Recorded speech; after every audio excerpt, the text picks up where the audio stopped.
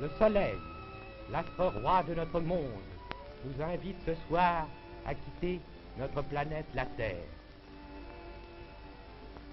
Nous voici dans l'espace.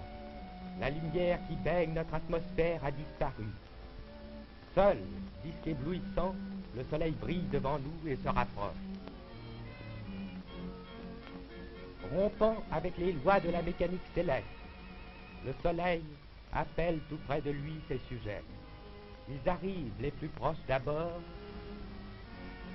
puis les plus lointains, et se disposent par ordre de taille.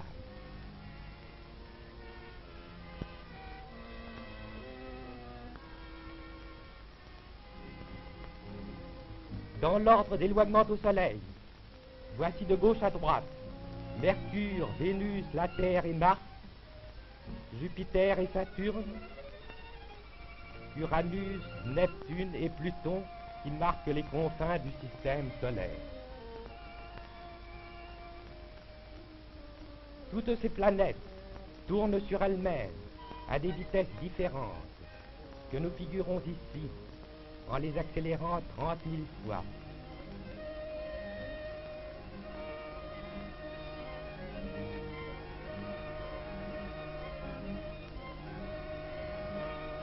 Même avec cette accélération, Mercure et Vénus nous sembleraient immobiles.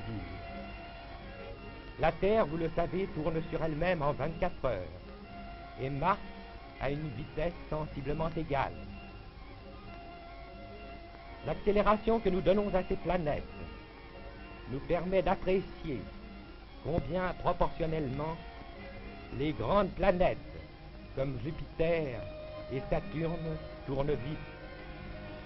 Saturne est un astre extraordinaire, avec son anneau constitué par une poussière de petites planètes qui tournent autour de lui à des vitesses variables, de 5 heures pour les plus rapprochés à 13 heures pour les plus éloignés. La très grande vitesse de rotation de ces astres énormes, encore mal refroidis comme Jupiter, explique pourquoi ils sont très aplatis aux pôles. Ainsi, le diamètre passant par les pôles, comparé à un diamètre passant dans le plan de l'équateur, révèle une différence de longueur d'environ 1/15. C'est sensiblement dans ce plan de l'équateur que gravitent autour de presque toutes les planètes, des lunes, des satellites.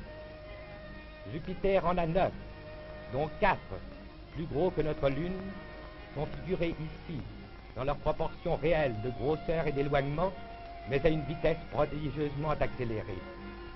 C'est en miniature notre système solaire, dont nous avons rassemblé les éléments principaux de la façon la plus fantaisiste, pour vous montrer leur grosseur relative et ici même leur petitesse par rapport à leur roi, le Soleil.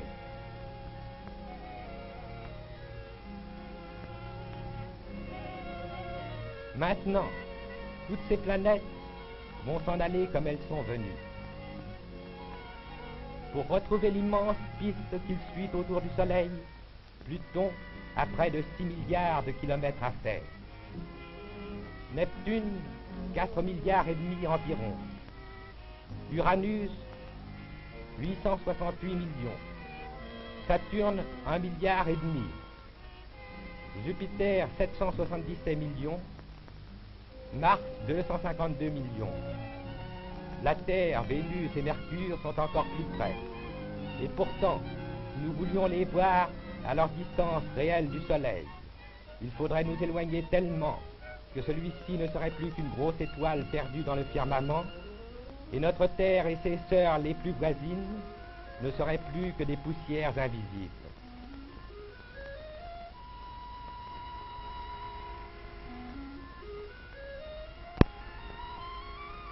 Même les orbes immenses que décrivent autour du Soleil font partie du système tout entier. Pour saisir l'harmonie de cette ronde céleste, il nous faut grossir démesurément les planètes et les faire graviter 15 millions de fois plus vite que dans la réalité.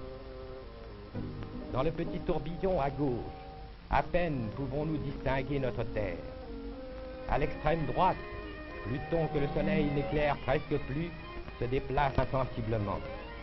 En effet, il met 250 ans pour accomplir son circuit autour du Soleil, et son orbe, comparé à celui de la Terre, nous fait sentir l'immensité du système solaire.